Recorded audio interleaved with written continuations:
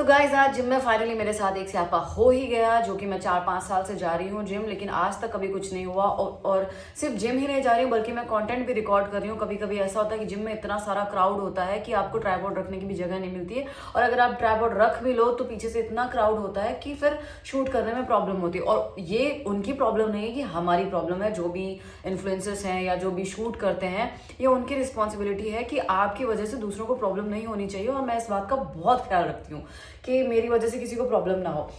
तो coming to the point, आज ये हुआ कि आज मंडे था और सारे लोग चेस्ट ट्रेन करते हैं। मैं यूजुअली ऐसा नहीं करती हूँ। मैं जब मुझे पता होता है कि इस दिन को लोगों का प्लान लगभग ऐसा ऐसा होता है, तो मैं मंडे को या तो लेग्स ट्रेन करती हूँ या फिर बैक ट्रेन करती हूँ।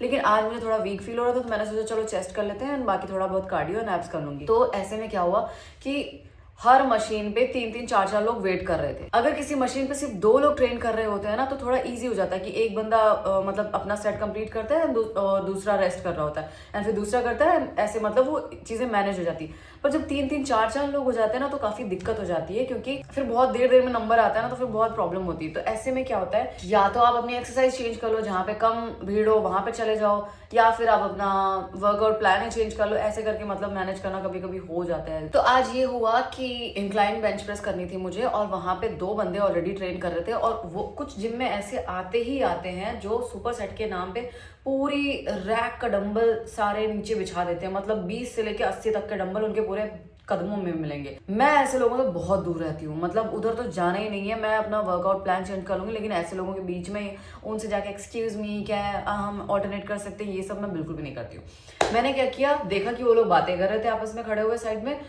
मतलब वो ट्रेन कर रहे थे, वो इंक्लाइन बेंच प्रेस यूज कर रहे थे, लेकिन वो साइड पे खड़े होकर बातें कर रहे थे। तो मैंने सोचा जब तक खाली है मैं कर लेती हूँ।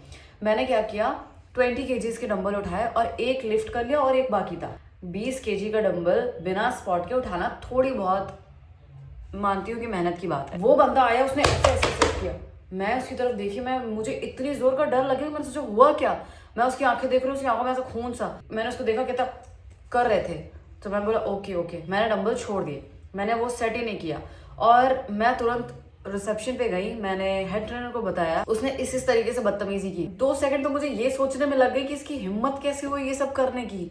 वो किससे कर रहा है भाई। मैं उसको 2-4 रैपटे मार के वहीं उसको डंबल, उसका वहीं सारा प्रोटीन निकाल देती। लेकिन मैंने सोचा कि नहीं यार, रायता नहीं फैलाते हैं, चलो इसको थोड़ा अलग तरीके से हैंडल करते हैं। मैं रिसेप्शन में गई, मैंने उसको बताया, मैंने हेड ट्रेनर को बताया कि सर उसने ऐसे ऐसे बदतमीजी करी है, एंड पूरे रैक के जो डंबल्स हैं वो सारे नीचे पड़े हुए हैं। अगर मुझे डंबल्स भी चाहिए ना, तो इस तरीके से निकालने पड़ रहे हैं। तो मैंने ये बात जाके ऑफिस में बताई। फिर वो हेड ट्रेनर आया, उन्होंने बात करी, जो भी कहा होगा। मैंने वो छोड़ ही दिया ना। मैंने उससे कोई कलेश करा, ना मैंने उससे कोई शिकायत करी, ना मैंने उससे कुछ बोला। मैंने वो सेट छोड़ा और मैंने जाके रिसेप्शन में बताया, एंड मैं चली गई। मैं अपना दूसरा कुछ वर्कआउट करने लगी। उतने में फिर थोड़ी देर बाद वो महाशय आए और मुझसे सॉरी वॉरी बोलने लगे। अब जो भी है XYZ की, मैं उस टाइम पे आपने हेडफोन्स लगा रखे थे।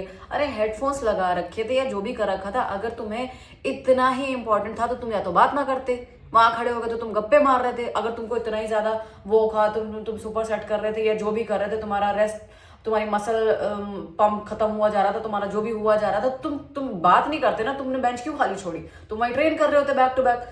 तो बेंच खाली थी इसलिए मैंने यूज करी ना।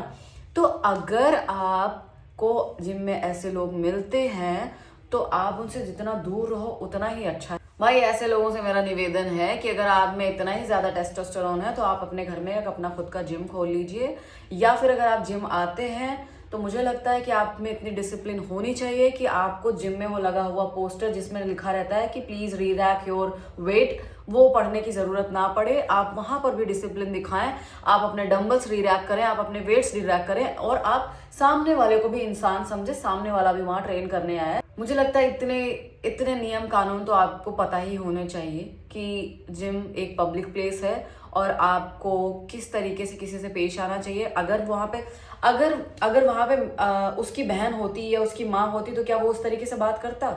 उसने मुझसे इस तरीके से बात क्यों करी? मुझे ये नहीं समझ में आया कि उसको कुछ मुझसे प्रॉब्लम थी, या उसको लड़कियों से प्रॉब्लम है, या आई डोंट नो, मुझे नहीं पता क्या दिक्कत थी उसको। लेकिन चलो बाद में उसने सॉरी वॉरी बोला, जो भी जिस भी रीजन से बोला, इट्स ओके। मैंने भी उस चीज को जाने दिया कि ठीक है। मैं ऐसे लोगों के मुंह बिल्कुल भी नहीं लगती हूँ, या तो चांटा पड़ जाता और या फिर मैं बिल्कुल इग्नोर कर देती हूँ। मैं उसमें कुछ कचर पचर करने वालों में से बिल्कुल भी नहीं हूँ। बीइंग एन इन्फ्लुएंसर मैं ये भी कहना चाहती हूँ कि अगर जिम में क्राउड है और आपको वीडियो शूट करनी है तो प्लीज़ बाकी के मेंबर्स का भी ख्याल रखें कि उनको अनकंफर्टेबल ना फील हो, क्योंकि हर कोई कंफर्टेबल नहीं है, हर कोई बैकग्राउंड में आना नहीं चाहता, और बैकग्राउंड में पता नहीं कौन किस तरीके से एक्सरसाइजेस परफॉर्म कर रहा हो, कौन अपने बॉडी वेट अपने बॉडी शेप को लेके कंफर्टेबल हो ना हो, रिकॉर्ड करना चाहता हो ना करना चाहता हो। तो प्लीज़ इन सब बातों का भी ध्यान रखें।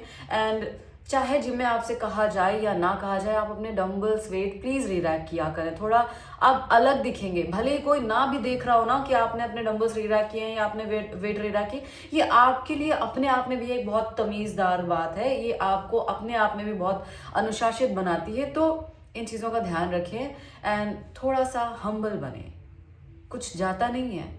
अगर वो बंदा ऐसे ना करता और अगर वो बंदा ऐसा ना करता और मुझे वो अपना सेट कंप्लीट कर लेने देता तो उसको कुछ नहीं जाता, वो बात ही कर रहा था। पब्लिक प्लेसेस पे हो या कैसे भी हो, कोई देखे या ना देखे, काइंडनेस, हम्बलनेस, तमीज बरकरार रखें। जय हिंद, जय भारत।